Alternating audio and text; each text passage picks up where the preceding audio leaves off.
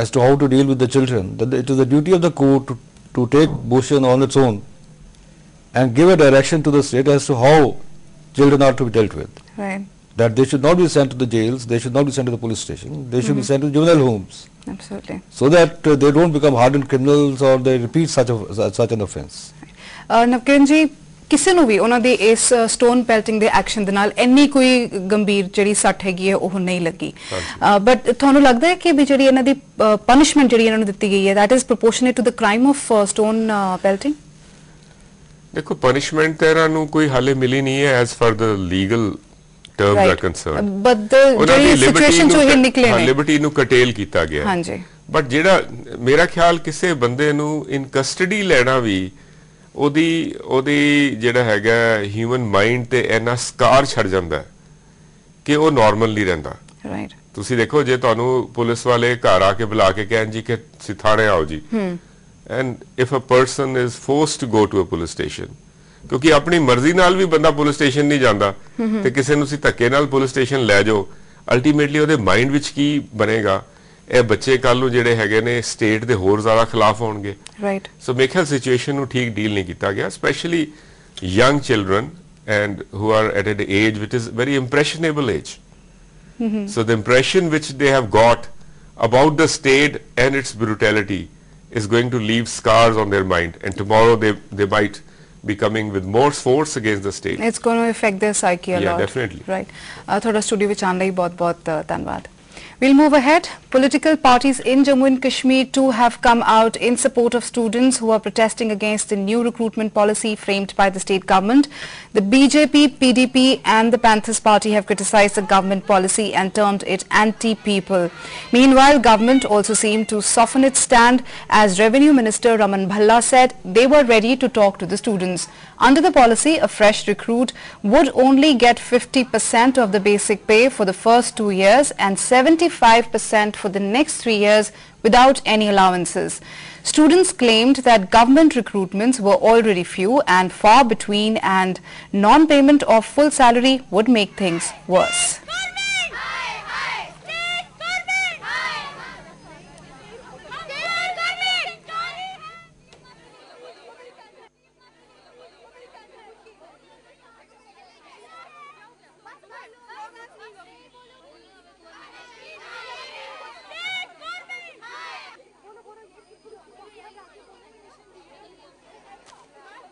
All are good. India moved a step closer to the acquisition of a new combat aircraft for the Indian Air Force. The Union Ministry of Defence has opened the commercial bids of the two aircraft companies. The selection will be made from the Eurofighter Typhoon and French Rafale.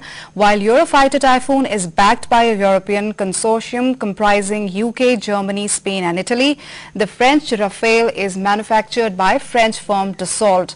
India has planned to buy 126 of the medium multi-role combat aircraft, for which it has earmarked rupees 42,000 crore.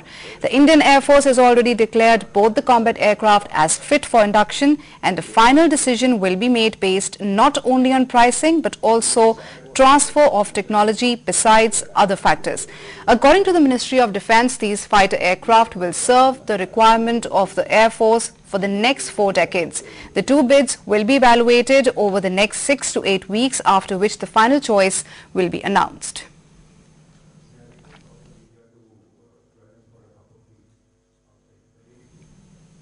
Earlier in the day, we spoke to Air Vice Marshal HPS Sidhu, who is a fighter pilot himself, and began by asking him which aircraft out of Eurofighter Typhoon and Rafale will serve the needs of the Indian Air Force better. I'll just put it in small perspective. 6 aircraft in the race from 5 countries. The 4 that were left out, F-16, F-18, Swedish Viggen and Russian MiG-35 were 4th generation aircraft, pepped up a little. The 2 now left in the race are 4.5 generation. They're built up towards the end of 4th generation development, when 5th generation aircraft are still just beginning to come in prototype stage. So these 2 certainly are contenders we rightly have zeroed in onto for this deal. Now among the 2, Rafale is the name of the aircraft, and it's manufactured in France by Marcel Dassault, a very capable manufacturer and a capable aircraft which we we have good relations with for a long time. We've acquired the Mirage from them, and the Mistral prior to that. The Typhoon is manufactured by, as a Eurofighter, by a consortium of European countries, primarily West Germany, UK, Spain and Italy. Okay. Now I understand, I have always felt Typhoon will give India a better buck for its bank, because India is offered by the consortium to make it a development member of the consortium. We will become a partner in development and sales of all aircraft. Therefore, there will be a reverse technology transfer into the country, which we badly need. We haven't been able to produce the Tejas for 2 decades. And that would be, I think, the critical issue on which we should base our selection. If the price is the same, capability is as good, and now we must understand we are going to be economically linked and have political sort of leeway with 4 European countries. Earlier we had with France only. And with France we given them enough military buyback capability. Rafale, we just talked of upgrading of the Mirage 2000, which worth including weapons over $1 billion. We are buying a large amount of other equipment from Thales and other French firms. And I think this is the first time we will be putting our money into a very powerful consortium.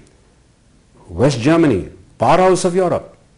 UK, a very old ally as far as dare I say defense equipment is concerned. Spain and Italy. Spain is a very good manufacturer of air weapons, offensive weapons. And Italy, again, it has a very old history of development in radars and to some extent aircraft. And together, when we become that partner, we stand to benefit not just economically, not just sort of by the manner of the deal, but I think in years to come, in the kind of aerospace technologies we will acquire in being a partner. And of course financially, if you sell more aircraft, and Typhoon is a good aircraft, we will make money. We also asked Air Marshal Sidhu what mattered more in a decision of this nature, ties with the supplier country or consortium, or technology, or both. This is what he told us. I think both. Any nation that is willing to pay $11 billion upfront and maybe another $9 million for another 86 aircraft likely to be bought again from them, that's $20 million. He better sort of leverage their political clout with them. I think it would be wise for a nation to do it.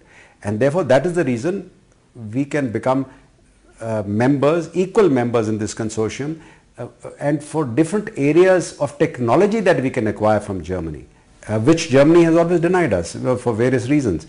And so from Italy, Spain and UK. To some extent, we already have very good defense relations with France. So with the 5 powerhouses in Europe, we will have acquired a good working relationship as far as technology across the board is concerned, not just aerospace. We are developing one with the US. We already have one with Russia. We are now developing the stealth fighter, the 5th generation aircraft, in collaboration with them. We are manufacturing the Su-30 MKI in India for technology from Russia. So just imagine the global military and economic superpowers other than China, we will have excellent economic and military relations. It makes sense to do it. We also asked Air Vice Marshal Sidhu about the kind of edge this acquisition will give India vis-a-vis Pakistan, and this is what he said. First and foremost, we needed badly to restore superiority in air power. We are authorized to have 39.5 squadrons. Presently they are down to 28 because of, dare I say, delays. For whatever reasons, I won't try to pin them down in inducting an aircraft. There are many reasons. Tejas not arrived, our own ability to handle large deals with foreign countries, and probably the problems that we've had in kickbacks have been the causes. That aside, we must build it up back to 39.5 squadrons, and then if we are to have a certain amount of say in Asia, we must build it up to 45. That is what is required by any study that was done way back in 60s that India would need in a 1.5 front war. But now we have maritime commitments. We want to influence the Indian Ocean rim, to say the least, and therefore we need air power across the board. And yes, it will definitely, once these aircraft come in, and by 2020, Indian Air Force will be something to sort of take pride in, and something to look at for any adversary to think twice. The kind of aircraft, MKI will be the backbone, Tejas, Rafale or Eurofighter, and of course the stealth aircraft. We asked Air Vice Marshal Sidhu whether this purchase will give India the desired air superiority in the event of a two-front war with Pakistan and China simultaneously. He said he did not think that India will ever have a concurrent conflict on two borders, and dismissed the suggestion as an alarmist bogey. This is an alarmist scenario.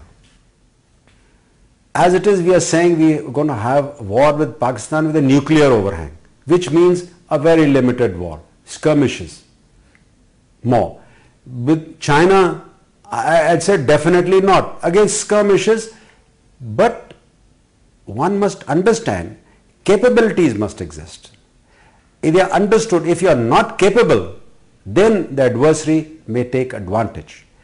You must have a capability, but unlikely that we will have open, all-out war even on one front. Two fronts, definitely not. It's a bit alarmist because of our nuclear capability. We need to have a triad of nuclear sort of missiles, a second strike capability, which we are developing fast enough, and we will continue to develop it.